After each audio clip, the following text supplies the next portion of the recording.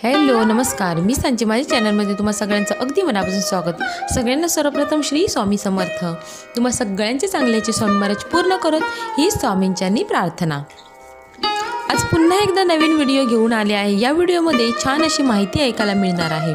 तर आपल्या स्वामी समर्थ महाराजांना कोणत्या 5 गोष्टी आवडतात, जे भक्त या 5 गोष्टी आवर्जून पाळतो, आत्मसात करतो, अशा भक्ताला स्वामी समर्थ महाराज लवकर भेट देतात, लवकर दर्शन देतात आणि त्याच्या सर्व इच्छा स्वामी पूर्ण करतात। या मी महत्त्वाच्या 5 गोष्टी सांगणार आहे, या आवर्जून पाळा। बघा, स्वामी तुम्हाला दर्शन देतील। पहिली महत्त्वाची गोष्ट म्हणजे स्वामी समर्थांची सेवा उपासना अगदी मनापासून झाली पाहिजे, मनोभावे करायचे आहेत, पूर्ण श्रद्धेने करायचे आहे।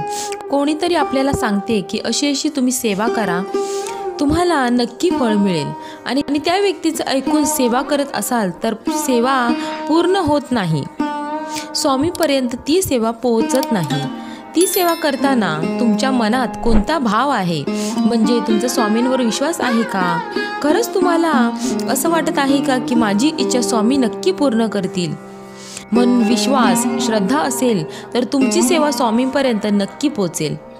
म्हणून तुम्ही जी काही सेवा करत आहात, मग ती छोटी असो किंवा मोठी असो, ती सेवा तुम्ही अगदी मनापासून करायची आहे, तर ती सेवा स्वामींपर्यंत नक्की पोहोचेल आणि स्वामी तुमच्या सगळ्या इच्छा पूर्ण करतील। दुसरी सेवा म्हणजे आपल्या स्वामींचे नामस्मरण। आपण जेव्हा नामस्मरण करतो तेव्हा श्री स्वामी समर्थ हे स्पष्टपणे बोलायचं आहे आणि आपण नामजप करतोय श्री स्वामी समर्थ, श्री स्वामी समर्थ, आणि मन मात्र दुसरीकडे आहे। असं करू नका। नामजप करतोय पण डोक्यात मनात वेगवेगळेच विचार चालू आहेत, असं व्हायला नको।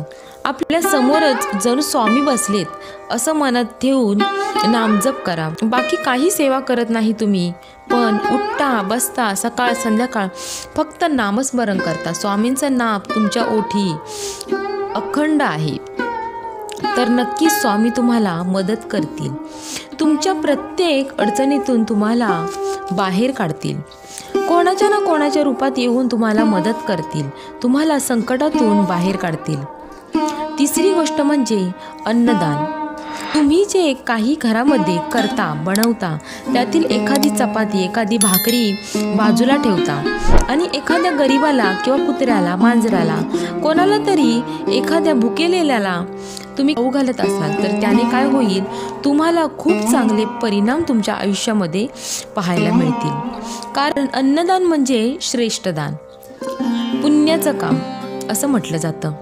लोक सणवाराला अन्नदान करतात, पण असं रोज तुम्ही एखादी चपाती जरी गरीबाला खाऊ दिलात तर हे खरं अन्नदान आहे।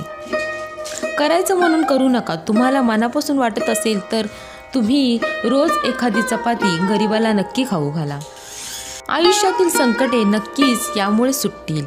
चौथी महत्त्वाची गोष्ट आहे, काही लोकांना माणसे जोडण्याची कला असते, हौस असते। स्वामींना अशा व्यक्ती खूप प्रिय आहेत, इतरांशी प्रेमाने वागतात, इतरांना आदर देतात, मोठ्यांचा लहानांचा आदर करतात, आई वडिलांचा आदर करतात, आई वडिलांचा नीट सांभाळ करतात। आपल्या आयुष्यात कितीही अडचणी असतील तरीही खुश राहण्याचा प्रयत्न करा, कोणाविषयी वाईट चिंतू नका।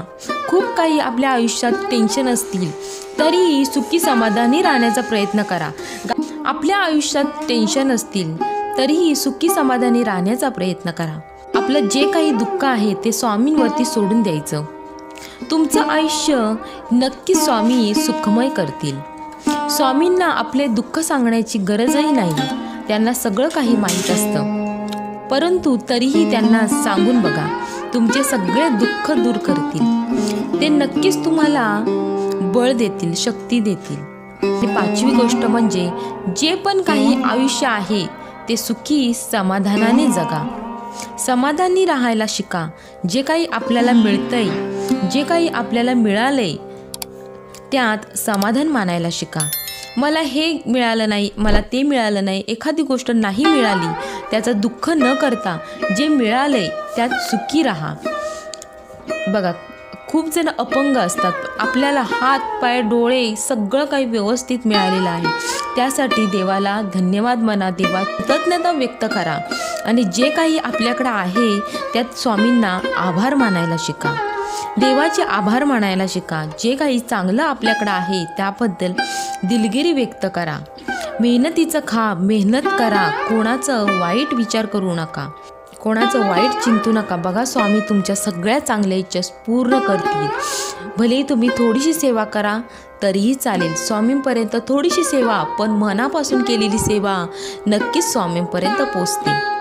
या 5 गोष्टी आत्मसात करा, नक्कीच स्वामी कोणाच्या ना कोणाच्या रूपात येऊन तुम्हाला नक्की मदत करतील।